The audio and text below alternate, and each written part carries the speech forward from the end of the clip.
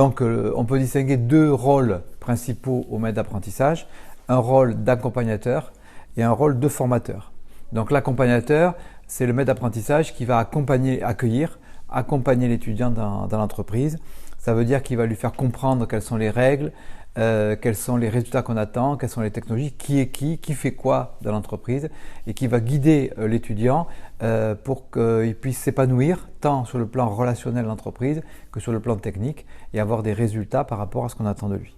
Donc on peut aussi aborder le rôle de formateur du maître d'apprentissage. En fait, il faut comprendre que l'étudiant apprenti, il rentre dans l'entreprise avec un bagage souvent insuffisant par rapport à la mission qu'on lui confie, parce qu'il est en phase d'apprentissage et qu'il connaît surtout les aspects théoriques et encore pas tous les aspects théoriques, puisque souvent la mission correspond au programme de l'année. Et donc en tout début d'année, il arrive avec des difficultés pour comprendre. Donc le maître d'apprentissage, il est là pour lui apprendre comment aborder le problème, comment trouver les premières solutions, etc., comment obtenir des résultats et comment mobiliser aussi les techniques qu'on lui a appris et choisir les techniques.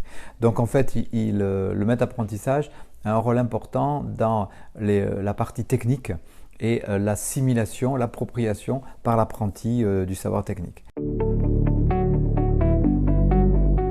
Le maître d'apprentissage peut ainsi tout au long du contrat surveiller la progression et les résultats de l'étudiant et évaluer son évolution favorable et éventuellement identifier des difficultés que peut avoir l'étudiant par rapport à une évolution optimale sur le poste de travail.